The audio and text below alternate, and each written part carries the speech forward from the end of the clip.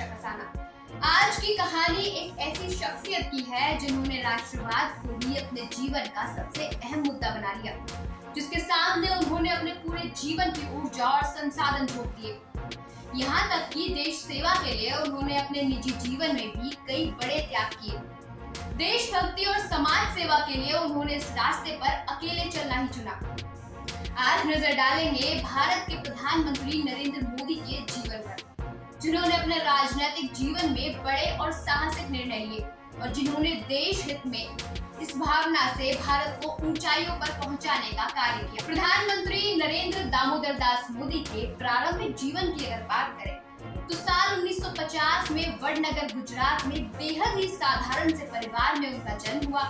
उनके पिता का नाम दामोदर दास मूलचंद दास मोदी और माता का नाम श्रीमती हीराबेन दामोदर दास मोदी है। उन्होंने वडनगर में अपनी उच्च माध्यमिक शिक्षा पूरी की।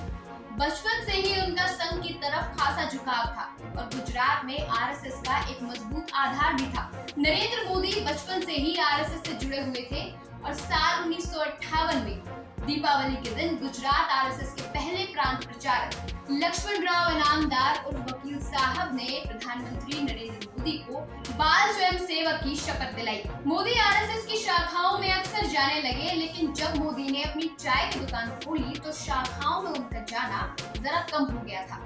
वे महज 17 साल की उम्र में अहमदाबाद पहुंचे और उसी साल उन्होंने राष्ट्रीय स्वयंसेवक संघ की सदस्यता भी ले ली। इसके बाद साल 1974 में नव निर्माण आंदोलन में शामिल हुए। इस तरह सक्रिय राजनीति में आने से पहले मोदी कई वर्षों तक राष्ट्रीय स्वयंसेवक संघ के प्रचारक रहे। फिर आया 1980 का दशक, जब मोदी गुजरात की भाजपा इकाई में शामिल हुए तो ऐसा माना गया कि पार्टी को संघ के प्रभाव का सीधा फायदा होगा। मोदी साल 1988 से 89 में भारतीय जनता पार्टी की गुजरात इकाई के महासचिव बनाए गए। नरेंद्र मोदी ने लाल कृष्ण आडवाणी की सन 1990 की सोमनाथ अयोध्या रथ यात्रा के आयोजन में भी काफी महत्वपूर्ण भूमिका निभाई थी, जिसके कारण उनकी छवि और भी बेहतर बनकर उभरी थी। इसके बाद वो भारतीय जनता पार्टी की ओर से कई राज्यों के प्रभारी बनाए गए। मोदी को 1995 में भारतीय जनता पार्टी का राष्ट्रीय सचिव और 5 राज्यों का पार्टी प्रभारी भी बनाया गया। साल 1998 में उन्होंने महासचिव बनाया गया। इस पद पर वो अक्टूबर 2001 तक रहे, लेकिन दबाव के चलते तत्कालीन मुख्यमंत्री केशुभाई पटेल को अपना पद छोड़ना पड़ा। पटेल की जगह नरेंद्र मोदी को राज्य की कमान सौंपी गई और इसके बाद मोदी ने कभी पीछे मुड़कर नहीं देखा।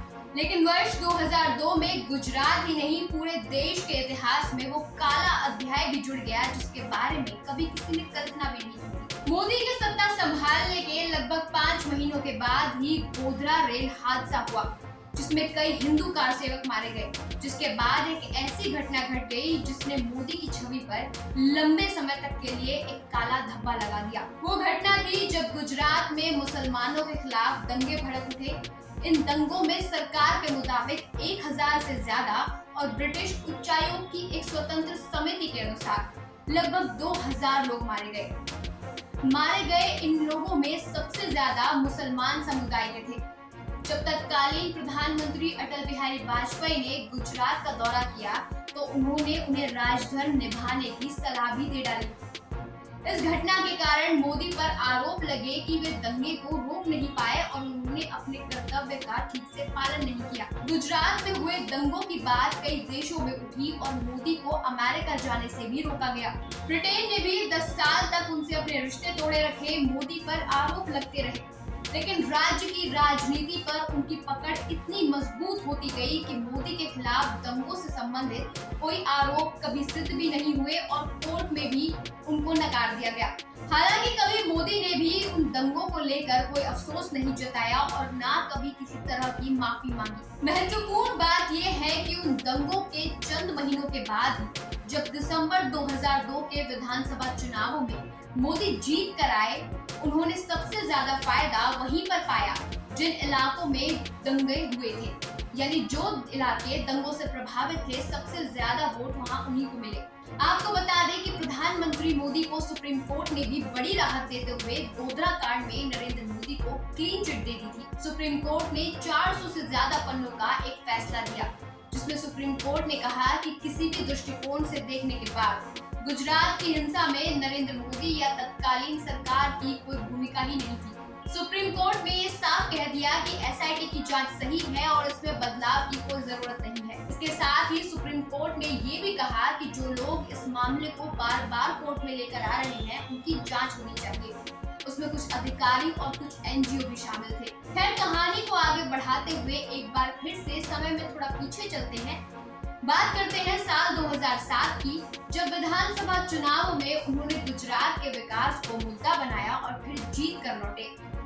फिर 2012 में भी नरेंद्र मोदी के नेतृत्व में भाजपा गुजरात विधानसभा चुनाव में विजयी रही और अब केंद्र में वो अपने नेतृत्व में सरकार चला रहे थे। नरेंद्र मोदी के जीवन में इतने उतार चढ़ाव आए जिन्होंने उनके जीवन पर काफी गहरे प्रभाव डाले, लेकिन इतना कुछ हो जाने के बाद भी इससे बिल्कुल भी विचलित नहीं हुए। वो अपने काम पर ध्यान केंद्रित कर आगे बढ़ते रहे। कठिन परिस्थितियों में भी बिना विचलित हुए स्थिर बुद्धि से काम लेना शायद उन्होंने बचपन से ही सीख लिया था। तभी तो एक समय ऐसा भी आया जब मोदी को सब कुछ छोड़कर संन्यास लेने का फैसला लेना पड़ा। जी हाँ, राजनीति के जरिए देश ही नहीं विदेशों में भी अपना जादू बिखेरने वाले नरेंद्र मोदी कभी साधु भी बनना चाहते थे। बचपन में नरेंद्र मोदी को साधु संतों को देखना बहुत अच्छा लगता था। मोदी खुद सन्यासी बनना चाहते थे। सन्यासी बनने के लिए नरेंद्र मोदी स्कूल की पढ़ाई के बाद घर से भाग गए थे और इस दौरान मोदी पश्चिम बंगाल के रामकृष्ण आश्रम सहित कई जगहों पर घूमते रहे और आखिर में हिमालय पहुंच गए और कई महीनों तक वो साधुओं के संग रहे और उसके बाद वो साधुओं के साथ ही वहां घूमते रहे। मोदी का बचपन भी कुछ कम रोमांचक नहीं था। जब नरेंद्र मोदी बचपन में आम बच्चों से काफी अलग काम करते थे। एक बार ऐसा हुआ कि घर के पास के शर्मिष्ठा तालाब से वो एक घड़ियाल के बच्चे को उठाकर ले आए। उनकी माँ ने कहा कि बेटा इसे वापस छोड़ाओ। नरेंद्र मोदी इस पर राजी नहीं हुए। फिर माँ ने उन्हें समझाया कि अगर कोई तुम्हें मुझसे चुरा ले तो तुम पर और मेरे पर क्या बीतेगी, जरा सोचो। बात छोटे नरेंद्र को समझ में आ गई तो उन्होंने घड़ियाल के बच्चे को तुरंत तालाब में छोड़ दिया। मोदी की शिक्षा के बारे में बात करें तो वडनगर के भागवताचार्य नारायणाचार्य स्कूल में पढ़ते थे। पढ़ाई में नरेंद्र एक औसत छात्र थे, लेकिन पढ़ाई के अलावा बाकी गतिविधियों में वो बढ़ चढ़कर हिस्सा लेते थे। एक तरफ जहां वो नाटकों में हिस्सा लेते थे तो वहीं दूसरी तरफ उन्होंने एनसीसी भी ज्वाइन की हुई थी। बोलने की कला में तो उनका कोई जवाब नहीं था। हर वाद विवाद प्रतियोगिता में मोदी हमेशा अव्वल आते थे। नरेंद्र मोदी को कई तरह के गेटअप में भी हमने देखा है। दरअसल स्टाइल के मामले में मोदी बचपन से ही थोड़े अलग थे। कभी वो बाल बढ़ा लेते थे तो कभी सरदार के गेटअप में आ जाते थे। नरेंद्र मोदी पूर्ण रूप से शाकाहारी हैं। वो सिगरेट और शराब को बिल्कुल भी नहीं छूते हैं। वो आमतौर पर अपनी आधी बाजू के कुर्ते में नजर आते हैं, लेकिन जब वो मौज में आते हैं तो किसी हीरो की तरह सूट बूट में भी निकलते हैं। पीएम मोदी के कपड़ों की भी अक्सर चर्चा होती रहती है। मोदी जिस जैकेट को पहनते हैं उस जैकेट को मार्केट में मोदी जैकेट के नाम से जाना जाता है। उनकी स्पोर्टी की स्टाइल को लोगों ने काफी पसंद भी किया है। वो पहनावे को लेकर काफी स्ट्रिक्ट रहते हैं। अपने बेहतरीन स्टाइल के कारण कई लोग मोदी जी को फॉलो भी करते हैं। आमतौर पर वो कुर्ता, चूड़ीदार पायजामा और कोटी पहनते हैं। साथ ही वो अक्सर गले में कोई न कोई गमछा भी जरूर पहनते हैं। मोदी को चश्मे, घड़ी और पेन का भी शौक है। नरेंद्र मोदी की सियासी शालीनता का भी कोई जवाब नहीं। नरेंद्र मोदी परंपरागत परिधानों से हटकर मॉडर्न ड्रेसेस को भी आजमा चुके हैं। मोदी को पतंगबाजी का भी काफी शौक है। सियासत के मैदान की ही तरह वो पतंगबाजी के खेल में भी अच्छे पतंगबाजों की कन्या काट डालते हैं। रंगमंच उन्हें खूब लुभाता है। नरेंद्र मोदी स्कूल के दिनों में नाटकों में बढ़ चढ़कर हिस्सा लेते थे और अपने रोल को वो काफी संजीदगी के साथ, काफी मेहनत के साथ अदा करते थे। नरेंद्र मोदी बहुत मेहनती कार्यकर्ता थे। आरएसएस के बड़े शिविरों के आयोजन में वो अपने मैनेजमेंट का कमाल भी दिखाते थे। आरएसएस नेताओं का ट्रेन और बस में रिजर्वेशन का जिम्मा उन्हीं के पास होता था। इतना ही नहीं, गुजरात के हेडगेवार भवन में आने वाली हर चिट्ठी को खोलने का काम भी नरेंद्र मोदी को ही करना होता था।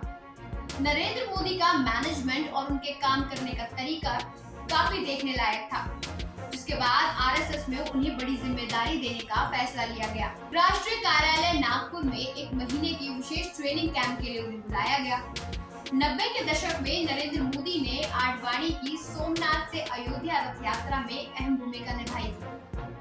नरेंद्र मोदी ने आडवाणी की सोमनाथ अयोध्या को इस तरह से मैनेजमेंट किया था कि कई लोगों ने उनकी तारीफ भी की थी और इसी वजह से उन्हें उस वक्त के बीजेपी अध्यक्ष मुरली मनोहर जोशी की एकता यात्रा का संयोजक भी बनाया गया। ये यात्रा दक्षिण में तमिलनाडु से शुरू होकर श्रीनगर में तिरंगा लहराकर खत्म हुई थी। मोदी ने सत्ता संभालने के साथ ही खुद को राजनीतिक संगठन मजबूत करने और राज्य के विकास के कामों में लगा दिया।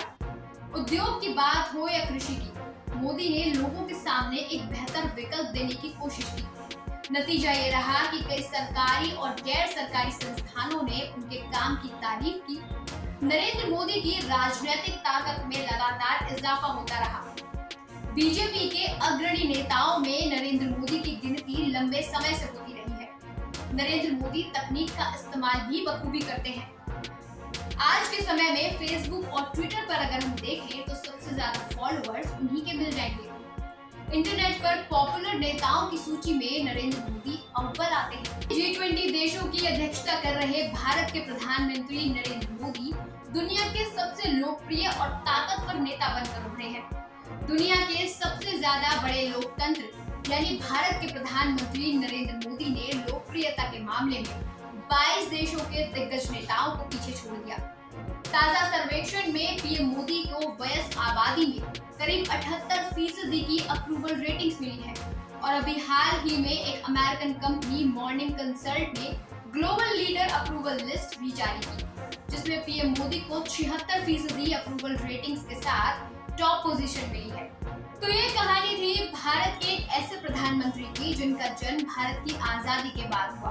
गुजरात के गरीब से परिवार में जन्मे और एक साधारण से व्यक्ति देश के शीर्ष पद पर पहुंचे नरेंद्र मोदी विकास पुरुष के नाम से जाने जाते हैं। वर्तमान में वे देश के सबसे लोकप्रिय नेताओं में से एक हैं और आज भारत के शक्तिशाली प्रधानमंत्री हैं। देश ही नहीं पूरी दुनिया में उनके चाहने वालों की कोई कमी नहीं है। हालांकि उनसे पहले जवाहरलाल नेहरू, इंदिरा गांधी और अटल बिहारी वाजपेयी ने भी देश के विकास के लिए अपना अतुल्य योगदान भी दिया है। आज के वक्त में विश्व में मोदी एक ब्रांड है और ऐसे में हमने उनके जीवन पर थोड़ा सा प्रकाश डालने की कोशिश की है। उनके बारे में हमने कुछ अहम जानकारी आप तक पहुंचाने का प्रयास किया है। ऐसी ही और भी महान और प्रेरणादायक विभूतियों के जीवन से जुड़े कुछ किस्सों को लेकर, कुछ कहानियों को लेकर हम आते रहेंगे। तब तक के लिए आप हमें इजाजत दें और अपना ख्याल रखें। नमस्कार। अगर आपके पास हो रहा है कुछ भी गलत या आपके पास है जनहित से जुड़ी खबर, तो आवाज उठाएं, वीडियो बनाएं, हम पहुंचाएंगे जिम्मेदारों तक आपकी आवाज। उठाएं अपना फोन, वीडियो बनाएं और हमें भेजें। हमारा नंबर है 8447819571। टीवी 100, उत्तर प्रदेश, उत्तराखंड, दिल्ली, मंदिर दर्शन, बॉलीवुड, हिमाचल प्रदेश, हरियाणा। फैक्ट और मोटिवेशन के लिए चैनल को लाइक करें, सब्सक्राइब करें और बेल आइकन को प्रेस करना ना भूलें।